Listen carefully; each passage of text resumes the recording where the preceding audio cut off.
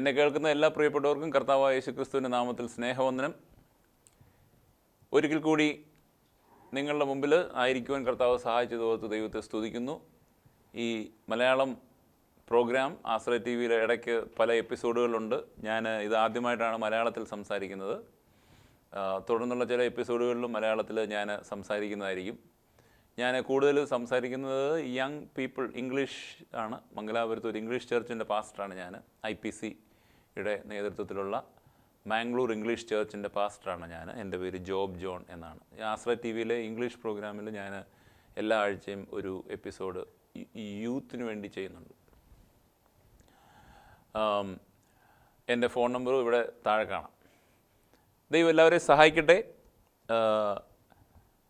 നമുക്ക് തിരുവചനത്തിൽ നിന്ന് ഒരു ഭാഗം ഇന്ന് ചിന്തിക്കാം. ചുരുങ്ങിയ സമയം കൊണ്ട് ഒരു വാക്യം, 1-2 വാക്യങ്ങൾ വായിച്ച് അതിൽ നിന്ന് ഒരു 1-2 നല്ല തോട്ട്സ് നിങ്ങളുമായിട്ട് പങ്കുവെച്ച് അവസാനിപ്പിക്കുവാനാണ് ഞാൻ ആഗ്രഹിക്കുന്നത്. മലാക്കി പ്രവചനം വേദപുസ്തകത്തിലെ പഴയ നിയമത്തിലെ അവസാനത്തെ പുസ്തകമാണ് മലാക്കി പ്രവചനം. അതിൻ്റെ 13-ാം വാക്യം, 3-ാം അധ്യായം 13-ാം വാക്യം. അവിടെ പറയുന്നത്, നിങ്ങളുടെ വാക്കുകൾ എൻ്റെ നേരെ അതികഠിനമായിരിക്കുന്നു എന്ന് യഹോവ അരുളി ചെയ്യുന്നു. എന്നാൽ ഞങ്ങൾ നിൻ്റെ നേരെ എന്ത് സംസാരിക്കുന്നു എന്ന് ചോദിക്കുന്നു. യഹോവയ്ക്ക് ശുശ്രൂഷ ചെയ്യുന്നത് വ്യർത്ഥം. ഞങ്ങൾ അവൻ്റെ കാര്യം നോക്കുന്നതിനാൽ സൈന്യങ്ങളുടെ യഹോവയുടെ മുമ്പാകെ കറുപ്പെടുത്ത് നടന്നതിനാൽ എന്ത് പ്രയോജനമുള്ളൂ എന്ന് പറയാം. അപ്പോൾ ഇവിടെ മുന്നോട്ട് വായിക്കുന്നതിന് മുമ്പേ ഞാനിതിൻ്റെ പശ്ചാത്തലം ഒന്ന് പറയാം.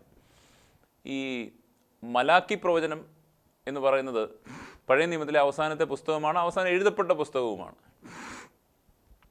അപ്പം ദൈവത്തിന് ഇഷ്ടമല്ലാത്ത കാര്യങ്ങൾ ചെയ്യുന്ന ഒരു ജനതയായിരുന്നു ആ സമയത്തുണ്ടായിരുന്നു. ദൈവത്തിന് എന്ത് ഇഷ്ടമുണ്ടോ അതിന് നേരെ ഓപ്പോസിറ്റേ അവർ ചെയ്യത്തുള്ളൂ. നമ്മളെ സംബന്ധിച്ചോളം ദൈവം ആഗ്രഹിക്കുന്നത് എന്താ? നമുക്കിപ്പം മക്കളുണ്ടെങ്കിൽ മക്കളിൽ നിന്ന് മാതാപിതാക്കൾ ആഗ്രഹിക്കുന്നത് എന്താ? മാതാപിതാക്കൾ പറയുന്ന പോലെ കാര്യങ്ങൾ ചെയ്യുക എന്നുള്ളതാണ്. മക്കൾ പറയുന്നത് ഞങ്ങൾക്ക് ഭയങ്കര ബുദ്ധിയാണ്, പപ്പ എന്നെ കൂടുതലൊന്നും പഠിപ്പിക്കണ്ട എന്നൊക്കെ പറയുമെന്ന് പറഞ്ഞാൽ പോലും നമുക്കറിയാം മാതാപിതാക്കൾ പറയുന്നത് അനുസരിച്ച് പോകണമെന്നുള്ളതാണ് എല്ലാ മാതാപിതാക്കളും മക്കളെ പറ്റി ആഗ്രഹിക്കുന്നത്. എന്ന് പറഞ്ഞാൽ അവർക്ക് സ്വാതന്ത്ര്യം കൊടുക്കാതെ അവരെ ഇങ്ങനെ കെട്ടിയിട്ടേക്കുക എന്നൊന്നുമല്ല. സ്വാതന്ത്ര്യം കൊടുക്കുന്നുണ്ട്. അവർക്ക് കിട്ടിയ സ്വാതന്ത്ര്യം എങ്ങനെ ബുദ്ധിപൂർവ്വം വിനിയോഗിക്കുന്നുണ്ടോ എന്നും കൂടെ മാതാപിതാക്കൾ നോക്കും, അല്ലേ? എന്ന് പറയുന്ന പോലെ ദൈവത്തിൻ്റെ ജനം എന്ത് ചെയ്യണമെന്നുള്ളത് ദൈവം കൂടെ നോക്കുന്നുണ്ട്. ദൈവം ആഗ്രഹിക്കുന്നുണ്ട് ജനങ്ങളിൽ നിന്ന്. അല്ലാതെ ദൈവം ഇങ്ങനെ ഈ സൂര്യനെയും ചന്ദ്രനെ എല്ലാം ഉണ്ടാക്കി നമുക്ക് വീടും കൂടും ആരോഗ്യവും ജോലിയും പഠിത്തവും എല്ലാം തന്ന് നമ്മളെ ഇങ്ങനെ അങ്ങ് സ്വാതന്ത്ര്യത്തിന് അങ്ങ് അഴിച്ചു വിട്ടേക്കൊന്നുമല്ല. ദൈവം ചിലത് നമ്മളിൽ നിന്ന് പ്രതീക്ഷിക്കുന്നുണ്ട് തീർച്ചയായിട്ടും. പക്ഷേ മനുഷ്യരാരും ശ്രദ്ധിക്കാറില്ല.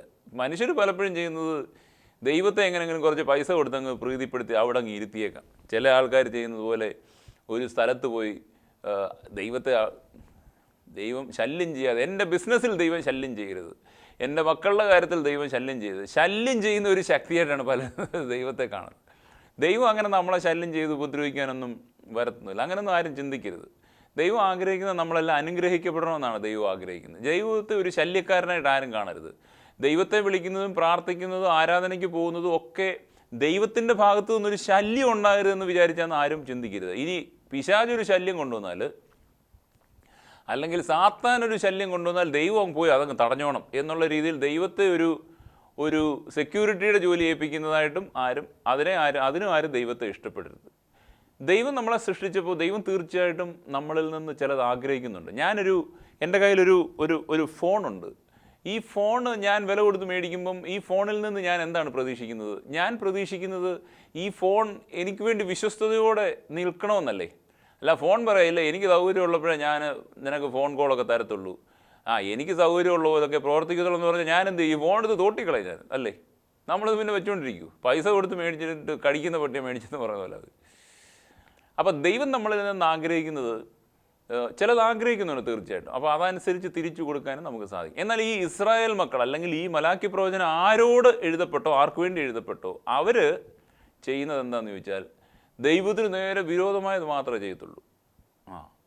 ദൈവം നല്ലത് വേണമെന്ന് ആഗ്രഹിക്കുന്നു, പക്ഷേ ഇവർ നേരെ ഓപ്പോസിറ്റേ ചെയ്യത്തുള്ളൂ. അപ്പോൾ ഇവിടെ പറയുകയാണ്, ദൈവം അവരെ വല്ലാതെ ശിക്ഷിക്കാൻ പോവുകയാണ്. വലിയ ശിക്ഷ അവരുടെ മേൽ വരും.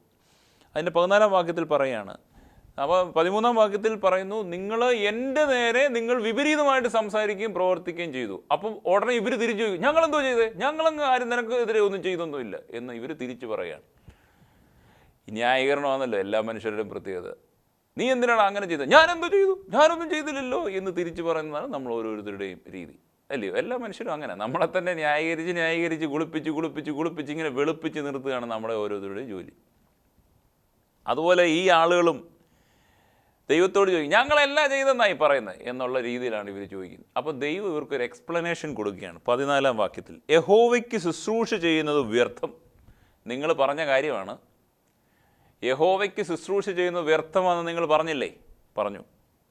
അവൻ്റെ കാര്യം നോക്കുന്നതിനാലും സൈന്യങ്ങളുടെ യഹോവയുടെ മുമ്പാകെ കറുപ്പെടുത്ത് നടന്നതിനാലും എന്തു പ്രയോജനമുള്ളൂ എന്ന് നിങ്ങൾ പറഞ്ഞില്ലേ? ഈ കറുപ്പെടുക്കുക എന്ന് പറഞ്ഞാൽ ഉപവസിക്കുക എന്നർത്ഥം.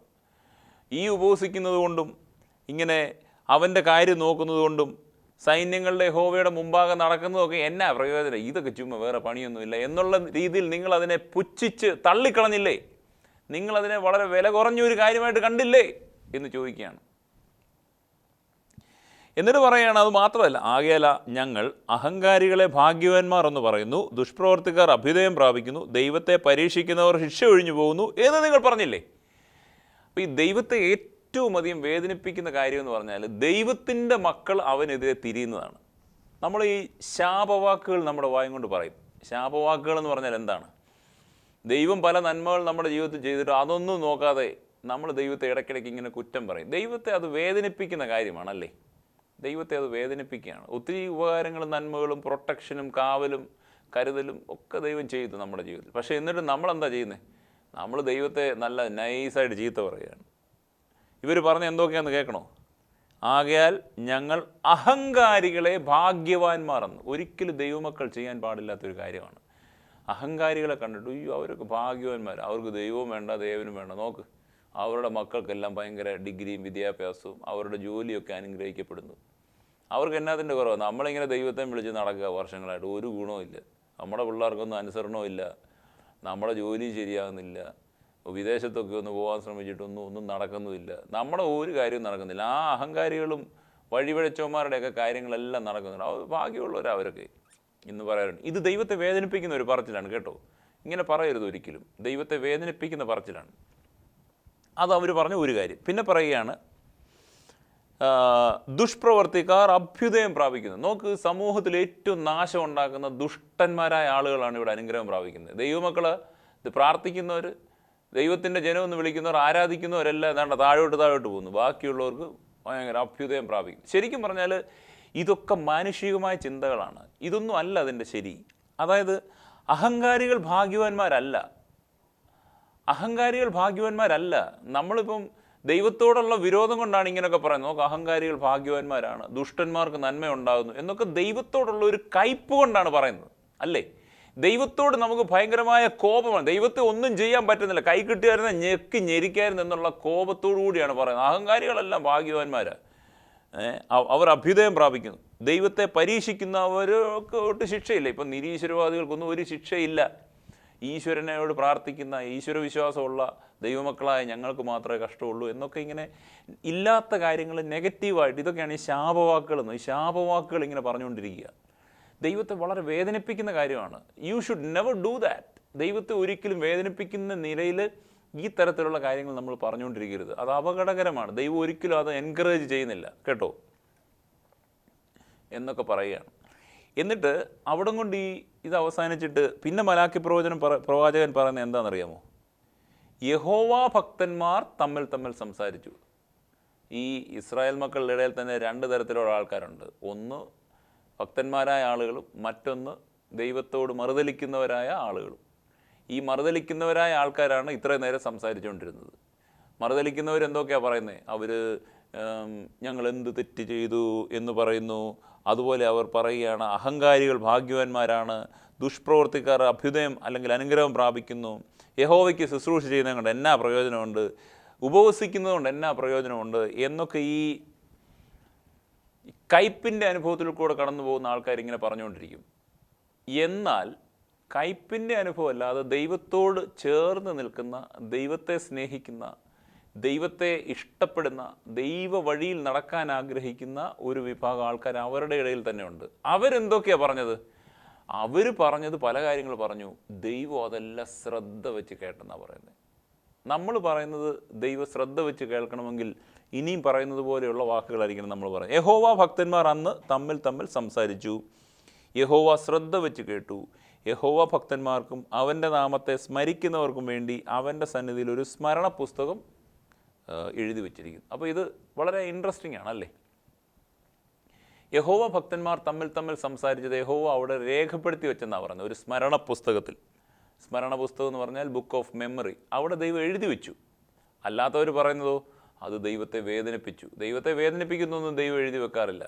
എന്നാൽ ദൈവത്തിന് സന്തോഷമുള്ള കാര്യങ്ങൾ മാത്രമേ ദൈവം എഴുതി വെക്കാറുള്ളൂ. ദൈവമക്കളെ, ഈ സമയത്ത്, ഈ വചനം കേൾക്കുന്ന ഈ സമയത്ത് എനിക്ക് നിങ്ങളോട് പറയാനുള്ളത് എന്താണെന്ന് ചോദിച്ചാൽ, രണ്ട് തരത്തിലുള്ള ആൾക്കാർ. ഒന്ന് യഹോവ ഭക്തന്മാർ, മറ്റൊന്ന് യഹോവയെ വെറുക്കുന്നവർ, യഹോവയോട് കയ്പുമായിട്ടിരിക്കുന്നത്. നമ്മൾ ഏത് കൂട്ടത്തിലാണ് വരുന്നത്? യഹോവ ഭക്തന്മാരാണെങ്കിൽ യഹോവ ഭക്തന്മാർ സംസാരിക്കുന്നത് യഹോവ ശ്രദ്ധ വെച്ച് കേൾക്കുന്നു.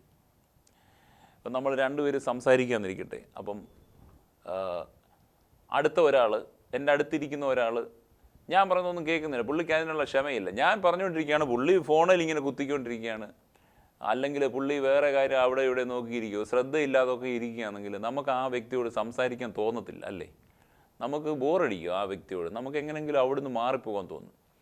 അപ്പം ഈ പ്രാർത്ഥനയുടെ ഒരു പ്രത്യേകത എന്ന് പറഞ്ഞാൽ, നമ്മൾ ദൈവത്തോട് പറഞ്ഞുകൊണ്ടിരിക്കുകയാണ്, ദൈവം ഇത് കേൾക്കുന്നുണ്ടോ? ദൈവം കേൾക്കുന്നുണ്ട് എന്ന് തിരിച്ചറിയുമ്പോഴാണ് പ്രാർത്ഥനയ്ക്ക് ഒരു ഇൻറ്റൻസിറ്റി ഉണ്ടാകുന്നത്, അല്ലെങ്കിൽ പ്രാർത്ഥനയ്ക്കൊരു തീഷ്ണത ഉണ്ടാകുന്നത്. ദൈവം എൻ്റെ പ്രാർത്ഥന കേൾക്കുന്നു എന്നുള്ള ഉറപ്പുണ്ടെങ്കിൽ മാത്രമേ നമുക്ക് ഇച്ചിരി കാര്യമായിട്ട് പ്രാർത്ഥിക്കാൻ പറ്റുള്ളൂ. അല്ലെ പ്രാർത്ഥന നമുക്കൊരു മടുപ്പായിട്ട് തോന്നും, പ്രാർത്ഥിക്കുന്ന സമയമൊക്കെ ഒരു വേസ്റ്റായിട്ട് നമുക്ക് തോന്നും അല്ലേ? ഈ ചില സമയത്ത് ചില ആൾക്കാർ പരാതി പറയാറുണ്ട്, പാസ്റ്ററെ ഒത്തിരി നേരം ഇരുന്ന് പ്രാർത്ഥിച്ചിട്ട് സമയം നോക്കിയപ്പോൾ 5 മിനിറ്റേ ആയിട്ടുള്ളൂ എന്ന് പറയാറുണ്ട്. അതെന്താണെന്ന് ചോദിച്ചാൽ, ദൈവം എൻ്റെ പ്രാർത്ഥന കേൾക്കുന്നുണ്ട് എന്നുള്ള ഒരു ഉറപ്പ് നമുക്കുണ്ടായിട്ടില്ല. അങ്ങനെ ഒരു ഉറപ്പുണ്ടായിരുന്നെങ്കിൽ നമ്മൾ കൂടുതൽ പറയുമായിരുന്നു. ഞാൻ പറയുന്നത് ശ്രദ്ധിക്കാത്ത ഒരാളോട് ഞാൻ എന്തിനാ ഒത്തിരി നേരം ഇരുന്ന് വർത്തമാനം പറയുന്നത്, എനിക്ക് എങ്ങനെയെങ്കിലും നിർത്തിയിട്ട് ഇവിടുന്ന് പോയാൽ മതി എന്ന് തോന്നും. എന്നാൽ ഞാൻ പറയുന്നത് തീവ്രമായിട്ട് ശ്രദ്ധിക്കുകയാണെങ്കിൽ എനിക്ക് എത്ര വേണമെങ്കിലും ഇവിടെ ഇരുന്ന് പറയാൻ തോന്നും, എനിക്കിങ്ങനെ പറഞ്ഞുകൊണ്ടിരിക്കാൻ തോന്നും അല്ലേ? ദൈവത്തോട് നമ്മൾ പ്രാർത്ഥിക്കുമ്പോൾ ദൈവം ഇത് ശ്രദ്ധ വെച്ച് കേൾക്കുന്നുണ്ട് എന്നുള്ള ഒരു ഉറപ്പ് നമുക്കുണ്ടെങ്കിൽ വീണ്ടും വീണ്ടും പറയാൻ തോന്നും. അല്ല, ദൈവം ഇതൊന്നും കേൾക്കുന്നൊന്നുമില്ല, നമ്മൾ ചുമ്മാ ഇവിടെ ഇങ്ങനെ കിടന്നൊരു കല്ലിനോടോ മണ്ണിനോടോ അല്ലെങ്കിൽ ഒരു പാറയോടോ പറയുന്നത് പോലെ നമ്മൾ ചുമ്മാ ഇങ്ങനെ ഒരു സൈഡിലിരുന്ന് പറഞ്ഞുകൊണ്ടിരിക്കുകയാണ് എന്നുള്ള ചിന്തയോടുകൂടിയാണ് നമ്മൾ പ്രാർത്ഥിക്കുന്നതെങ്കിൽ സമയം മുന്നോട്ട് പോവുകയല്ല, നമുക്ക് പ്രാർത്ഥിക്കാൻ ഒരു ഇൻട്രസ്റ്റ് ഉണ്ടാകത്തില്ല. പ്രാർത്ഥനയെ സംബന്ധിച്ച് ഞാൻ ഒരു കാര്യം കൂടെ അതിൻ്റെ ഇടയ്ക്കൊന്ന് പറയട്ടെ. വെളിപ്പാട് പുസ്തകത്തിൽ 8-ാം അധ്യായത്തിൽ നമ്മൾ കാണുന്നുണ്ട്, സ്വർഗം ഒരു അരമണിക്കൂർ നിശബ്ദമായി പോയെന്നാണ് കാണുന്നത്. സ്വർഗം എങ്ങനെയാണ് നിശബ്ദം? സ്വർഗം ഒരിക്കലും നിശബ്ദമാകുന്ന ഒരു സ്ഥലമല്ല. സ്വർഗത്തിലെപ്പോഴും വലിയ ശബ്ദവും ഒച്ചപ്പാടും ഒക്കെയുള്ള ഒരു സ്ഥലമാണ് സ്വർഗം അല്ലേ? ദൂതന്മാർ ആരാധിക്കുകയാണ്. മറ്റേ നമ്മുടെ ഫാദർ ബെർക്കമൻസ് ഒരു പാട്ടിൽ പറയുന്നുണ്ട്, സ്വർഗത്തിൽ ചെല്ലുമ്പം പരലോകം താൻ എൻ പേച്ച് എന്നൊക്കെയുള്ള ഒരു പാട്ടുണ്ടല്ലോ. അതിനകത്ത് പറയുന്നു, സ്വർഗത്തിൽ ചെല്ലുമ്പോൾ അവിടെ ദാവീദായിരിക്കും ആരാധനയ്ക്ക് നേതൃത്വം കൊടുക്കുന്നതെന്നൊക്കെ പറയുന്നുണ്ട്. വളരെ പ്രത്യാശയോടുകൂടി പറയുകയാണ്. അപ്പോൾ എന്ന് പറഞ്ഞാൽ സ്വർഗം എപ്പോഴും ശബ്ദമുഖരിതമാണ്. അവിടെ ആരാധന, സ്തുതി, സ്തോത്രമൊക്കെ ഇങ്ങനെ നടന്നുകൊണ്ടിരിക്കുകയാണ് അല്ലേ? ഇങ്ങനെ നടന്നുകൊണ്ടിരിക്കുന്ന ഒരു സ്ഥലമാണ്. അവിടെ ഒരമണിക്കൂർ സൈലൻസ് ഉണ്ടായെന്നാണ് പറയുന്നത്. അതായത് ദൈവം എല്ലാവരോടും പറഞ്ഞു, സ്റ്റോപ്പ് സ്റ്റോപ്പ് സ്റ്റോപ്പ്, എല്ലാവരും അവിടെ ശബ്ദം ഉണ്ടാക്കാതെ സൈലൻ്റായിട്ടിരിക്കണം. ആ അരമണിക്കൂർ ദൈവം ഭൂമിയിലെ വിശുദ്ധന്മാരുടെ പ്രാർത്ഥന കേൾക്കുകയായിരുന്നു. അപ്പം നമ്മളൊരു കാര്യം അതിനകത്തുനിന്ന് മനസ്സിലാക്കുന്നത്, വിശുദ്ധന്മാരായ നമ്മൾ ഭൂമിയിൽ നിന്ന് എപ്പോൾ പ്രാർത്ഥിച്ചാലും സ്വർഗം നിശബ്ദമായിട്ട് ദൈവം, അല്ലെങ്കിൽ സ്വർഗത്തെ നിശബ്ദമാക്കിയിട്ട് ദൈവം നമ്മുടെ പ്രാർത്ഥന കേൾക്കുന്നു എന്നുള്ളതാണ്. അപ്പം നമ്മൾ ഓരോ സമയത്തും പ്രാർത്ഥിക്കുമ്പോൾ ഓർക്കേണ്ട കാര്യം, ദൈവം ഈ സമയത്ത് വളരെ കീൻലി, വേറെ ഒരു ഇൻവോൾവ്മെൻറ്റും ഇല്ലാതെ, മൊബൈലിൽ കുത്തിക്കൊണ്ടിരിക്കാതെ, അല്ലെങ്കിൽ വേറെ ആർക്കെങ്കിലും കമാൻഡ് കൊടുത്തുകൊണ്ടിരിക്കാതെ, അല്ലെങ്കിൽ അടുക്കളയിൽ അല്ല ആഹാരത്തിനുള്ള സാധനങ്ങൾ അരിഞ്ഞുകൊണ്ടിരിക്കാതെ, അല്ലെങ്കിൽ ജോലി ചെയ്തുകൊണ്ടിരിക്കാതെ, ഏതെങ്കിലും കമ്പ്യൂട്ടറിൽ ഇങ്ങനെ നോക്കിയിരിക്കാതെ, ഇതൊന്നും ചെയ്യാതെ God is keenly listening to your prayer. നമ്മുടെ പ്രാർത്ഥനയെ ദൈവം ഇങ്ങനെ അതുമാത്രം ശ്രദ്ധിച്ചുകൊണ്ടിരിക്കുകയാണ്. അപ്പം അങ്ങനെ വരുമ്പോഴാണ് നമ്മുടെ പ്രാർത്ഥനയ്ക്ക് ഒരു ഇൻറ്റൻസിറ്റി ഉണ്ട്. അത് നമ്മൾ തിരിച്ചറിയണം. അല്ലാതെ നമ്മൾ ചുമ്മാ വെറുതെ പ്രാർത്ഥിച്ചിട്ട് അങ്ങ് പോകുമൊന്നുമല്ല. ഈ കൊച്ചു കുഞ്ഞുങ്ങൾ നിലത്ത് കിടന്ന് ഇങ്ങനെ കയ്യും കാലും ഇട്ട് ഇങ്ങനെ കളിക്കുമ്പം നമ്മളത് പോയി നോക്കി നിൽക്കുമ്പോൾ കുഞ്ഞുങ്ങൾക്ക് ഭയങ്കര സന്തോഷമാണ്. കുഞ്ഞുങ്ങളിങ്ങനെ ചിരിക്കും. കുഞ്ഞുങ്ങൾ ചിരിക്കുന്നത് കാണുമ്പോൾ നമുക്ക് അതിൽ സന്തോഷമാവും. നമ്മുടെ മുഖത്തോട്ട് നോക്കി, കണ്ണിലോട്ട് നോക്കിയാണ് കുഞ്ഞുങ്ങൾ ഇത് ചെയ്യുന്നത് അല്ലേ? കുഞ്ഞുങ്ങളുള്ളവർക്കൊക്കെ അറിയാം. കണ്ണിലോട്ട് നോക്കി ആ കുഞ്ഞിങ്ങനെ കിടന്ന് നിലത്ത് കിടന്ന് കളിക്കുകയും കാലും കൈയും ഒക്കെ എടുത്തിട്ട് അടിക്കുകയും ചെയ്യും. നമുക്ക് സന്തോഷമാണ് എന്ന് പറയുന്നത് പോലെ ദൈവം ഇങ്ങനെ കീൻലി നമ്മളെ കാണുന്നുണ്ടെന്ന് പറയുമ്പോഴാണ് നമുക്ക് കൂടുതൽ സന്തോഷം ഉണ്ടാകുന്നത്. ആ ഒരു ഫീലിംഗ് നമ്മുടെ ഹൃദയത്തിൽ ഉണ്ടാകട്ടെ. പ്രാർത്ഥന ചുമ്മാ എവിടെ ഒരു സമയം പോകാൻ വേണ്ടി നമ്മളിങ്ങനെ ചടങ്ങിന് ഞാൻ ഈ യങ് പീപ്പിൾ കോളേജ് സ്റ്റുഡൻസിനോടൊക്കെ ചർച്ചിൽ വരുന്നവർ പ്രാർത്ഥിക്കുമോ എന്നൊക്കെ ചോദിക്കുമ്പോൾ അവർ പറയുന്നത് രാവിലെയും വൈകിട്ടും പ്രാർത്ഥിക്കും. ഈ രാവിലെയും വൈകിട്ടും പ്രാർത്ഥന എന്ന് പറയുന്നത് തന്നെ ഒരു ചടങ്ങ് തീർക്കില്ല. ഞാൻ രാവിലെ പ്രാർത്ഥിക്കും വൈകിട്ട് പ്രാർത്ഥിക്കും എന്ന് പറഞ്ഞാൽ അതിൻ്റെ ഇടയ്ക്കുള്ള സമയത്തൊന്നും എനിക്ക് പ്രാർത്ഥനയുമായിട്ട് ഒരു ബന്ധമില്ലെന്ന്. എന്നാൽ ക്രിസ്ത്യ ജീവിതം എന്ന് പറയുന്നത് മോർണിംഗ് പ്രെയർ ഈവനിങ് പ്രെയർ മാത്രമല്ല, അതൊരു ചടങ്ങ് മാത്രമേ ഉള്ളൂ. അത് വേണ്ടെന്നല്ല. നമ്മുടെ ജീവിതം എന്ന് പറയുന്നത് ഒരു 24 hours പ്രെയറാണ്. നമുക്ക് അതിനിടയ്ക്ക് വേറെ പണിയൊന്നും എന്ത് ചെയ്താലും പ്രാർത്ഥനയാണ്. നമ്മൾ ജോലി ചെയ്യുമ്പോഴും ആഹാരം കഴിക്കുമ്പോഴും ഒക്കെ പ്രാർത്ഥന, ദൈവവുമായിട്ടുള്ള കണക്ഷനിലാണ് നമ്മൾ മുമ്പോട്ട് പോകുന്നത്. ഞാനൊരു കാര്യം പറയട്ടെ, നമ്മളൊരു സ്ഥലത്ത് ചെല്ലുമ്പോൾ ഈ മൊബൈൽ ടവർ കണക്ഷൻ കിട്ടുന്നില്ല, നമുക്ക് എത്ര അസ്വസ്ഥത തോന്നും അല്ലേ? ഞാനൊരു സ്ഥലത്ത് പോയി, അവിടെ രാവിലെ 10 മണിക്ക് ചെന്നു, അവിടെ ചെന്നപ്പോൾ അവിടെ മൊബൈൽ നെറ്റ്വർക്ക് അവിടെ ഒന്നും ഇല്ല. വൈകിട്ട് 7 മണി വരെ അവിടെ ഇരിക്കണം. എന്തൊരു അസ്വസ്ഥതയായിരിക്കും നമുക്ക് തോന്നുന്നത് അല്ലേ? ചില യങ് പീപ്പിളൊക്കെ ആത്മഹത്യ ചെയ്ത് കളയും അതുപോലെ നെറ്റ്വർക്ക് കണക്ഷൻ ഇല്ല. കാരണം അവർക്ക് സഹിക്കാൻ പറ്റിയില്ല എന്ന് പറയുന്നത് പോലെ ഒരു ബന്ധം നമുക്ക് കർത്താവുമായിട്ട് ഇങ്ങനെ 24 മണിക്കൂറും 7 ദിവസവും ഉണ്ടായിരിക്കും. 24/7 എന്ന് പറയുന്നത് പോലെ അതാണൊരു പ്രാർത്ഥനാ ജീവിതം എന്ന് പറയുന്നത്. അവിടെയാണ് നമ്മൾ ശരിക്കും ദൈവത്തിൻ്റെ സാന്നിധ്യം അനുഭവിക്കുന്നത്. അങ്ങനെ വരുമ്പോഴാണ് യഹോവ ഭക്തന്മാർ എന്നുള്ള ഒരു അഡ്രസ്സ് നമുക്കുണ്ടാകുന്നത് അല്ലേ? അല്ലെങ്കിൽ യഹോവ ഭക്തന്മാരൊന്നും അല്ല, എല്ലാവരും ഈ ലോകത്തുള്ള സകല ആൾക്കാരും പ്രാർത്ഥിക്കുന്നവരാണ്. നിരീശ്വരവാദികൾ പോലും ചില സമയങ്ങളിൽ പ്രാർത്ഥിക്കും. എല്ലാ മതക്കാരും എല്ലാവരും പ്രാർത്ഥിക്കും. എല്ലാവരും അവരവരുടെ അറിവനുസരിച്ച് പ്രാർത്ഥിക്കും. നമ്മളും പ്രാർത്ഥിക്കുന്നു എന്നല്ലാതെ ഒരു ചടങ്ങ് തീർക്കൽ പ്രാർത്ഥന എന്ന് പറഞ്ഞാൽ നമ്മൾ ഒരിക്കലും ദൈവമക്കളുടെ പ്രത്യേകത, യഹോവ ഭക്തന്മാരുടെ പ്രത്യേകത എന്ന് പറഞ്ഞാൽ ഈ നെറ്റ്വർക്ക് നഷ്ടപ്പെടാത്ത ഒരു ക്രിസ്തീയ ജീവിതം, ഒരു പ്രാർത്ഥനാ ജീവിതം ആയിരിക്കും അവർക്കുണ്ടായിരിക്കുന്നത്.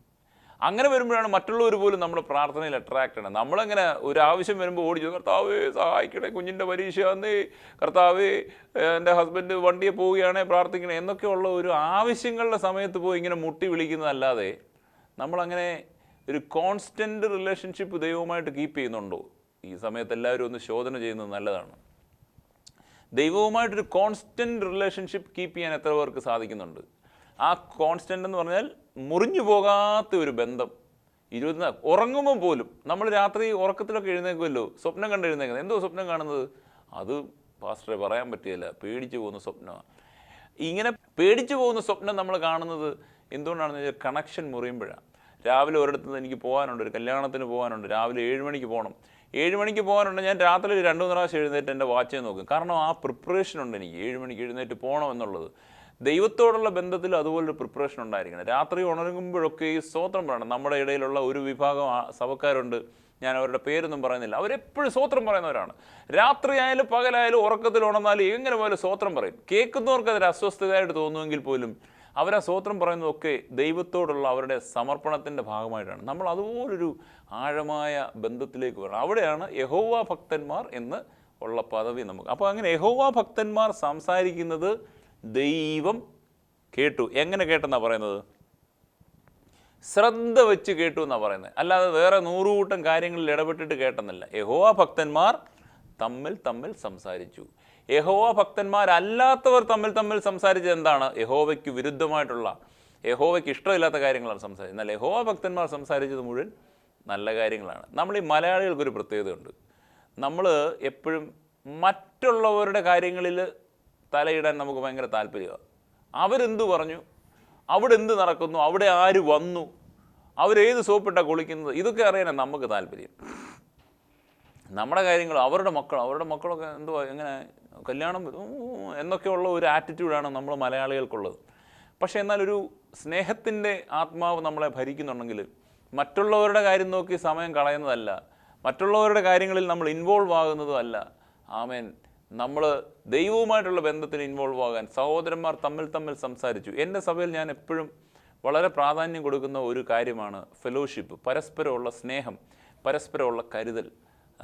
അത് വളരെ അത്യാവശ്യമാണ്, നമുക്ക് വളരെ അത്യാവശ്യമാണ്. പരസ്പരമുള്ള കരുതൽ നമുക്കുണ്ടായിരിക്കണം. ഒരാൾ ബുദ്ധിമുട്ടിലിരിക്കുമ്പോൾ അവർക്ക് വേണ്ടി പ്രാർത്ഥിക്കുകയും അവരെ വിസിറ്റ് ചെയ്യുകയും ഫോൺ വിളിക്കുകയും അവരെ പ്രാർത്ഥനയിൽ നമ്മൾ താങ്ങുകയും ചെയ്യണം. ആർക്കും ഏത് സമയത്തും പ്രതികൂലങ്ങളുണ്ടാകും. എൻ്റെ സഭയിൽ ഞാൻ ഏറ്റവും അധികം പ്രാധാന്യം കൊടുക്കുന്ന ഒരു കാര്യമാണ് പരസ്പരമുള്ള സ്നേഹം. ഇംഗ്ലീഷ് സഭയാണ്, എല്ലാ ഭാഷയിലുള്ള ആൾക്കാരും അവിടെ വരും. അപ്പം എല്ലാ ഭാഷയിലുമുള്ള ആൾക്കാരോട് നമ്മൾ അവരുടെ രീതിക്കനുസരിച്ച് അവരെ സപ്പോർട്ട് ചെയ്യുക. അതാണ് നമ്മുടെ സഭകളിൽ ഉണ്ടാകേണ്ടത്, പരസ്പരം കരുതാൻ. എന്നാൽ നമ്മുടെ സഭകളിൽ പലപ്പോഴും നടക്കുന്ന എന്താണ്? പരസ്പരം പാര വെക്കുക. സഭയിലുള്ള ഒരു വീട്ടിൽ എന്തെങ്കിലും ഒരു അനർത്ഥം ഉണ്ടായാൽ കണ്ടോ, അവർ കളിപ്പിച്ച് നടക്കുന്നവർ, അതുകൊണ്ടാണ് അവിടെ വന്നതെന്ന് പറയുന്നതല്ല. ദൈവമേ, എന്തുകൊണ്ടാണ് അവിടെ വന്നു, അവരെ സൗഖ്യമാക്കണമേ, അവരെ രക്ഷിക്കണമേ എന്നുള്ളതായിരിക്കട്ടെ നമ്മുടെ ആഗ്രഹം, എന്നുള്ളതായിരിക്കണം നമ്മുടെ പ്രാർത്ഥനയും ഒരുക്കവും. അങ്ങനെ. അപ്പോൾ യഹോവ ഭക്തന്മാർ സംസാരിച്ചു, യഹോവ ശ്രദ്ധ വെച്ച് കേട്ടു. യഹോവ ഭക്തന്മാർക്കും അവൻ്റെ നാമത്തെ സ്മരിക്കുന്നവർക്കും വേണ്ടി ഒരു സ്മരണ പുസ്തകം. 17-ാം വാക്യം വളരെ രസകരമാണ്. ഞാൻ ഉണ്ടാക്കുവാനുള്ള ദിവസത്തിൽ അവർ എനിക്കൊരു നിക്ഷേപമായിരിക്കും. ദൈവമക്കൾ ദൈവത്തിനൊരു നിക്ഷേപമെന്നാണ് പറയുന്നത്. നിക്ഷേപം എന്ന് പറഞ്ഞാൽ എന്താ? ഇൻവെസ്റ്റ്മെൻറ്റ്. ഇൻവെസ്റ്റ്മെൻറ്റ് എന്ന് പറഞ്ഞാൽ നമുക്ക് ഏറ്റവും വില കൂടിയ സാധനം എന്താണോ അതാണ് നമ്മൾ ഇൻവെസ്റ്റ് ചെയ്യുന്നത്, അല്ലേ? പണം നമ്മൾ ഇൻവെസ്റ്റ് ചെയ്യും, സ്വർണം ഇൻവെസ്റ്റ് ചെയ്യും, വസ്തു, ലാൻഡ് ഇൻവെസ്റ്റ് ചെയ്യും. ഇതൊക്കെയാണ് നമ്മൾ ഇൻവെസ്റ്റ് ചെയ്യുന്നത്. അപ്പം ദൈവം ഇൻവെസ്റ്റ് ചെയ്യുന്നത് എന്താ? ദൈവത്തിൻ്റെ മുമ്പിൽ ഏറ്റവും പ്രഷ്യസ് ആയിട്ടുള്ള വിലപിടിപ്പുള്ള സാധനങ്ങളായ യഹോവ ഭക്തന്മാരെയാണ് ദൈവം ഒരു ഇൻവെസ്റ്റ്മെൻ്റായിട്ട് സൂക്ഷിക്കുന്നത്. നമ്മൾ കുറേ വില കൊടുത്ത് കയ്യിൽ പൈസ ഉണ്ടെങ്കിൽ നമ്മൾ എന്തായിരിക്കും മേടിക്കുന്നത്? നമ്മൾ ഇൻവെസ്റ്റ് ചെയ്യുന്നത് ലാൻഡ് മേടിച്ച് ചിലർ ഇൻവെസ്റ്റ് ചെയ്യും, ചിലർ സ്വർണം മേടിച്ച് ഇൻവെസ്റ്റ് ചെയ്യും. അങ്ങനെ പല രീതിയിലാണ് പലരും ഇൻവെസ്റ്റ് ചെയ്യുന്നത്. നമുക്കും അങ്ങനെ നമ്മൾ ഓരോരുത്തരും ഇൻവെസ്റ്റ് ചെയ്യാൻ ആഗ്രഹിക്കുന്നവരാണ്. ദൈവത്തിൻ്റെ ഇൻവെസ്റ്റ്മെൻ്റ് എന്ന് പറയുന്നത് ദൈവത്തിൻ്റെ മക്കളാണ്, യഹോവ ഭക്തന്മാരാണ് ദൈവത്തിൻ്റെ ഇൻവെസ്റ്റ്മെൻറ്റ് എന്ന് പറയുന്നത്. ഒരു മനുഷ്യൻ തനിക്ക് ശുശ്രൂഷ ചെയ്യുന്ന മകനെ ആദരിക്കുന്നത് പോലെ ഞാൻ അവരെ ആദരിക്കുമെന്ന് പറയുകയാണ്. ആദരിക്കും. ദൈവം ആദരിക്കുന്നത് ആരെയാണ്? God honours his people. ദൈവം നമ്മളെ ആദരിക്കും, ദേശത്ത് ആദരിക്കും നമ്മളെ. ആമേൻ. ദേശത്ത് നമ്മളെ ആദരിക്കും. അതൊരു നന്മയാണ്, അത് ഏറ്റെടുക്കുവാൻ സാധിക്കട്ടെ. ദൈവത്തിൻ്റെ ഭക്തന്മാരെ ദേശത്ത് ആദരിക്കും. അവരൊരു സ്മരണ പുസ്തകമായിരിക്കും. ദൈവം എല്ലാം അതിനകത്ത് എഴുതി വെക്കുമെന്നാണ് പറയുന്നത്. എന്ന് മാത്രമല്ല, അവർ എനിക്കൊരു നിക്ഷേപമായിരിക്കും എന്ന് പറയുകയാണ്. അപ്പോൾ നിങ്ങൾ നീതിമാനും ദുഷ്ടനും തമ്മിലും ദൈവത്തെ സേവിക്കുന്നവരും സേവിക്കാത്തവരും തമ്മിലുള്ള വ്യത്യാസം കാണും. ഒരു ദിവസം വരുന്നു, അന്ന് ദൈവത്തെ സേവിക്കുന്നവരും സേവിക്കാത്തവരും തമ്മിലുള്ള വ്യത്യാസം ഈ ലോകം മുഴുവൻ കാണാൻ പോവുകയാണ്. ദൈവത്തെ സേവിക്കുന്നവരും അല്ലാത്തവരും തമ്മിലുള്ള വ്യത്യാസം. എന്നിട്ട് പറയാണ് ദുഷ്ടനും നീതിമാനും തമ്മിലുള്ള വ്യത്യാസം. യഹോവ ഭക്തനായിരിക്കുവാൻ, യഹോവയുടെ ഒരു ഫോളോവർ ആയിരിക്കുവാൻ കർത്താവ് നമ്മളെ സഹായിക്കട്ടെ. അങ്ങനെ പോകുന്നവരാണ് ദൈവം സ്നേഹിക്കുന്നത്. അതാണ് നമ്മുടെ ജീവിതത്തിലെ ഏറ്റവും അത്യാവശ്യം. നമുക്ക് ദൈവമക്കളെ നമ്മൾ എന്ത് നേടി എന്നുള്ളതല്ല, നമുക്ക് എന്ത് കുറഞ്ഞു എന്നുള്ളതുമല്ല. ദൈവത്തെ സേവിക്കുവാൻ, ദൈവത്തെ സ്നേഹിക്കുവാൻ, അവനെ ആദരിക്കുവാൻ നമുക്ക് സാധിക്കട്ടെ. ദൈവം പറയുന്നത് ഈ പറയുന്ന നന്മകൾ, ഇപ്പോൾ ഈ പറഞ്ഞിരിക്കുന്ന ലിസ്റ്റ് ഓഫ് നന്മകൾ മുഴുവൻ നമുക്ക് ലഭിക്കുന്നത് എപ്പോഴാണെന്നറിയാമോ? നമ്മൾ ദൈവത്തെ സ്നേഹിക്കുമ്പോഴാണ്. അവന് പ്രസാദമുള്ള കാര്യങ്ങൾ നമ്മൾ സംസാരിക്കുമ്പോഴാണ്. യഹോവ വിരുദ്ധന്മാർ, യഹോവയോട് കയ്പുള്ള ആളുകൾ യഹോവയ്ക്ക് വിരുദ്ധമായിട്ട് സംസാരിച്ചപ്പോൾ യഹോവ ഭക്തന്മാർ സംസാരിച്ചു. യഹോവ അത് ശ്രദ്ധ വെച്ച് കേട്ടു. യഹോവ ഫുൾ കോൺസെൻട്രേഷനോടുകൂടി ശ്രദ്ധ വെച്ച് നമ്മൾ പറയുന്നതൊക്കെയും കേൾക്കുന്നു എന്നാണ് നമ്മൾ ഈ ഭാഗത്ത് കണ്ടത്. നമ്മൾ ഈ മെസ്സേജിൻ്റെ അവസാന ഭാഗത്തേക്ക് വരുന്ന സമയത്ത് ഞാൻ എല്ലാവരോടും ഒരിക്കൽ കൂടി ഓർപ്പിക്കട്ടെ, യഹോവ നമ്മുടെ വാക്കുകളെ ശ്രദ്ധ വെച്ച് കേൾക്കുന്നവനാണ്. നമ്മൾ പറയുന്ന ഓരോ വാക്കുകളും ശാപത്തിൻ്റെ വാക്കുകളല്ല, അനുഗ്രഹത്തിൻ്റെ വാക്കുകൾ, ദൈവത്തെ സ്തുതിക്കുന്ന വാക്കുകൾ, നന്മയുടെ വാക്കുകൾ, അനുഗ്രഹത്തിൻ്റെ വാക്കുകൾ, പ്രതീക്ഷയുടെ, പ്രത്യാശയുടെ, ഉറപ്പിൻ്റെ, ധൈര്യത്തിൻ്റെ വാക്കുകൾ പറയുവാൻ ദൈവം നമ്മളെ സഹായിക്കട്ടെ.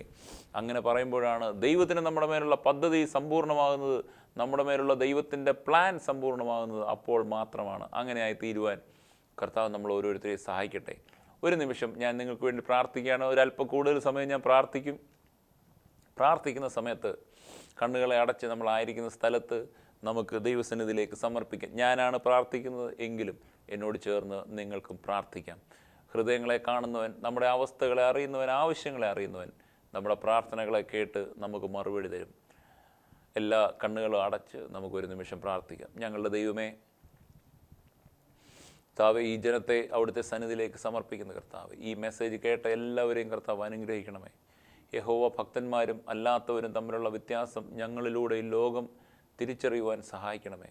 അനുഗ്രഹത്തിൻ്റെ വാക്കുകൾ പറയുവാൻ, നന്മയുടെ വാക്കുകൾ പറയുവാൻ, സമൃദ്ധിയുടെ വാക്കുകൾ പറയുവാൻ, ദൈവ ഭയത്തിൻ്റെ, ദൈവസ്നേഹത്തിൻ്റെ വാക്കുകൾ പറയുവാൻ, യഹോവ ഭക്തിയുടെ വാക്കുകൾ പറയുവാൻ, മറ്റുള്ളവരെ ഉത്സാഹിപ്പിക്കുവാൻ കർത്താവ് ഞങ്ങളെ സഹായിക്കണമേ, കൃപ തരണമേ എന്ന് പ്രാർത്ഥിക്കുന്നു. ദൈവം ധാരാളമായ കൃപ ഞങ്ങളുടെ മേൽ വർഷിപ്പിക്കുമാറാകണമേ എന്ന് പ്രാർത്ഥിക്കുന്നു. ദൈവകൃപയിൽ ആശ്രയിച്ചുകൊണ്ട് ശരണപ്പെട്ടുകൊണ്ട് മുമ്പോട്ട് പോകുവാൻ കർത്താവ് ഞങ്ങളെ സഹായിക്കണമേ എന്ന് പ്രാർത്ഥിക്കുന്നു. ദൈവമേ, ഈ വചനം കേട്ട എല്ലാവരെയും അവിടുത്തെ സന്നിധിയിലേക്ക് സമർപ്പിക്കുന്നു. ആരെങ്കിലും ആവശ്യങ്ങളുടെ മുഖത്തായിരിക്കുന്നുവെങ്കിൽ കർത്താവ് അവരെ ആശ്വസിപ്പിക്കണമേ. രോഗത്താൽ ഭാരപ്പെടുന്നവരുണ്ടെങ്കിൽ കർത്താവ് അവർക്ക് സൗഖ്യം കൊടുക്കണമേ എന്ന് പ്രാർത്ഥിക്കുന്നു. യഹോവ ഭക്തന്മാരുടെ പ്രാർത്ഥന ശ്രദ്ധ വെച്ച് കേൾക്കുന്ന ദൈവം, ഞങ്ങളുടെ പ്രാർത്ഥന ഈ സമയത്ത് കേൾക്കുന്നതിനായി സ്തോത്രം. ഞങ്ങൾക്ക് അവിടുന്ന് മറുപടി തരുന്നതിനായി സ്തോത്രം. സ്വർഗത്തിലെ ദൈവം ഞങ്ങൾക്ക് മറുപടി തരുമല്ലോ, അതിനായി സ്തോത്രം ചെയ്യുന്ന കർത്താവേ, അത് കണ്ട് ദൈവത്തെ സ്തുതിക്കുവാൻ സഹായിക്കണമേ. രോഗങ്ങൾ മാറിപ്പോകട്ടെ, ബുദ്ധിമുട്ടുകൾ മാറിപ്പോകട്ടെ, സാമ്പത്തിക പ്രയാസം, കടഭാരം മാറിപ്പോകട്ടെ എന്ന് പ്രാർത്ഥിക്കുന്നു. സ്വാതന്ത്ര്യത്തോടുകൂടി സമാധാനത്തോടുകൂടി ദൈവത്തെ ആരാധിക്കുവാൻ, അവനെ സ്തുതിക്കുവാൻ ഞങ്ങളെ സഹായിക്കണമേ എന്ന് പ്രാർത്ഥിക്കുന്നു. പലപ്പോഴും ഞങ്ങൾ പ്രയാസങ്ങൾ നേരിടുന്നത്, പലപ്പോഴും ഞങ്ങൾ ഭാരങ്ങൾ നേരിടുന്നത് കർത്താവേ, ഞങ്ങൾ തളർന്നു പോകുന്നതിനല്ല കർത്താവേ, തളർന്നു പോകുവാനല്ല. ആമേൻ. ഞങ്ങൾ ധൈര്യത്തോടെ ശക്തിയോടെ മുമ്പോട്ട് പോകുവാൻ കർത്താവ് ഞങ്ങളെ സഹായിക്കണമെന്ന് പ്രാർത്ഥിക്കുന്നു. ഈ ജനത്തെ ഒരിക്കൽ കൂടി അവിടുത്തെ സന്നിധിയിലേക്ക് സമർപ്പിക്കുന്ന കർത്താവേ, സൗഖ്യദായകനായ ദൈവം, ആരോഗ്യദായകനായ ദൈവം, ആവശ്യങ്ങളെ നിറവേറ്റുന്നവനായ ദൈവം, ഞങ്ങളുടെ പ്രാർത്ഥനകളെ കേൾക്കുന്നതിനായി സ്തോത്രം. ഇനിയും കാണും വരെ ഈ ദൈവത്തിൻ്റെ സാന്നിധ്യത്തിൻ്റെ മറവിൽ ഞങ്ങളെ സൂക്ഷിക്കുമാറാകണമേ എന്ന് പ്രാർത്ഥിക്കുന്നു. അവിടുന്ന് ഞങ്ങളുടെ പ്രാർത്ഥന കേട്ടിരിക്കാൻ സ്തോത്രം. യേശു കർത്താവിൻ നാമത്തിൽ തന്നെ ആമേൻ. കർത്താവ് നമ്മളെ ഓരോരുത്തരെയും സഹായിക്കട്ടെ. ദൈവഹിതമായാൽ അടുത്ത എപ്പിസോഡിൽ നമുക്ക് കാണാം. God bless you.